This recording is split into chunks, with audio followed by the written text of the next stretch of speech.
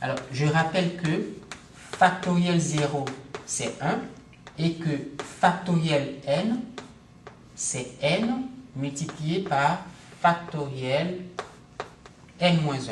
Factoriel n, c'est n fois factoriel n-1. Mais d'où ça sort? C'est parce que quand on calcule la factorielle d'un entier, on fait n fois n-1 fois n-2 fois point jusqu'à 1. Donc on décrémente l'entier n à chaque fois. On va multiplier les n premiers entiers naturels non nuls pour calculer la factorielle de l'entier n. D'accord? Donc la factorielle, c'est le produit des n premiers entiers naturels. Donc, par exemple, factoriel 5, c'est 5 multiplié par factoriel 4. Mais factoriel 4, c'est 4 multiplié par factoriel 3. Factoriel 3, c'est 3 multiplié par factoriel 2. Et factoriel 2, c'est 2 multiplié par factoriel 1. Mais factoriel 1, c'est 1 multiplié par factoriel 0. Or, factoriel 0, c'est 1. Donc, j'ai 1 multiplié par 1, puisque lui vaut 1.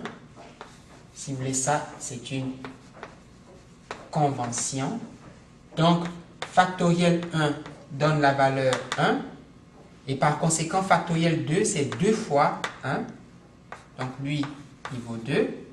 Et par conséquent, factoriel 3, c'est 3 fois cet objet qui vaut 2. Donc, lui, il vaut 3 fois 2, ça fait 6. Et par conséquent, factoriel 4, c'est 4 fois cet objet qui vaut 6. 4 fois 6, ça fait 24. Et finalement, factoriel 5, c'est 5 fois cet objet qui vaut 24. 5 fois 24, ça fait 0, je crois 120. Factoriel 5, c'est 100. Donc, on veut écrire un code, un algorithme pour calculer les factoriels. On lui donne à l'entrée un entier naturel et il fait tout ce que j'ai fait et retourne la factorielle de l'entier naturel. Et la question, c'est de calculer la complexité d'un tel algorithme. Et je vais appeler factoriel, la fonction, et puis la variable n est un entier. Donc, int n, la fonction c'est factoriel, l'argument c'est petit n, qui est un entier, et la factorielle retourne un entier. La fonction factorielle va retourner un entier, puisque, comme vous le voyez, ce sont des entiers naturels qui sont calculés par cette opération, par cette procédure. J'ouvre une accolade, je déclare les variables i et x. Donc, i et x sont des entiers, et je vais faire un test, parce que si vous dites, c'est quoi la factorielle de moins 3? Eh bien, c'est pas possible. On ne peut pas calculer la factorielle d'un entier, d'un nombre négatif. Donc, il faut faire un test. N inférieur à 0, retourner la valeur moins 1, qui est un code d'erreur. C'est un code d'erreur pour dire que on ne peut pas calculer la factorielle d'un nombre négatif.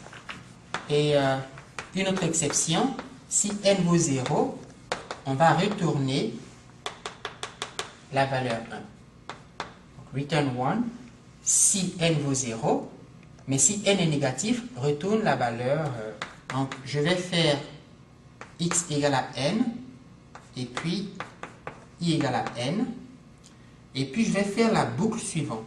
Tant que i est supérieur à 1, tant que i est supérieur à 1, on va faire x égale à x multiplié par i.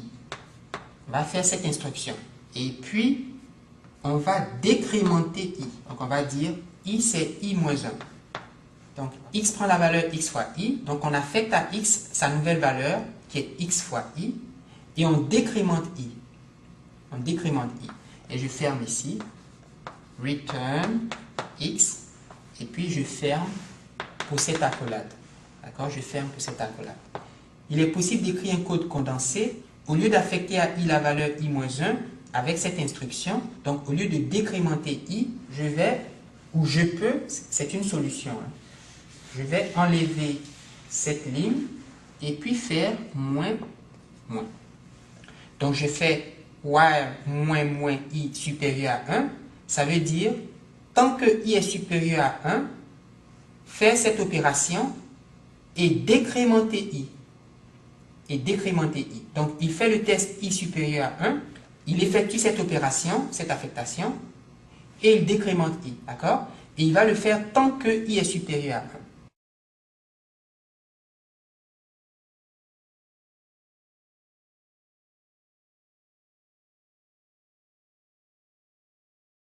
Je veux qu'on calcule la complexité de cet algorithme, sa complexité temporelle, son ordre de grandeur si vous voulez, sa limite supérieure, sa limite asymptotique supérieure, son grand ordre. Le temps de calcul pour afficher la factorielle d'un entier avec cette procédure est une fonction f de n qui est un grand ordre d'une certaine fonction que nous voulons trouver.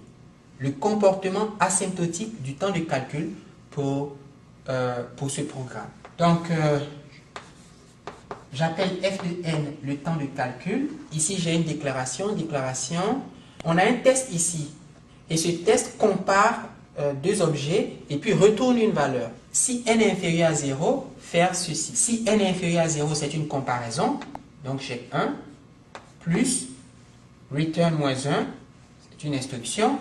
Donc, pour cette ligne, j'ai au total deux opérations élémentaires. D'accord? Je vais écrire ici deux opérations élémentaires plus. Pour cette ligne, j'ai une comparaison et puis un return, donc deux opérations élémentaires. Les lignes 3 et 4 après cette ligne, donc cette ligne et cette ligne sont des affectations, donc j'ai deux affectations. Et puis je tombe dans une boucle while qui sera exécutée combien de fois? Eh bien, tant que i est supérieur à 1, or j'ai 0, j'ai 1, j'ai 2, jusqu'à n-1. Et ici sont les valeurs possibles de i. Donc, de n à 2, j'ai n-2 plus 1. Donc, j'ai n-1. Donc, je ferai n-1 fois cette instruction. Or, cette instruction comporte deux opérations élémentaires, une multiplication et une affectation. Multiplication, affectation. Donc, je vais faire 2 plus 2 plus 2 plus 2 plus 2, combien de fois? n-2 plus une fois, c'est-à-dire n-1 fois. Donc, j'aurai deux facteurs de n-1. Donc, plus deux facteurs de n-1, plus le return de la valeur calculée, de la factorielle calculée, donc plus 1. Donc, j'ai f de n qui vaut 2 plus 2 plus 2, ça fait 6 plus 1, ça fait 7.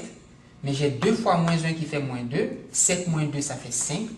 Plus 2 fois n, ça fait. Donc, f de n égale à 5 plus 2n.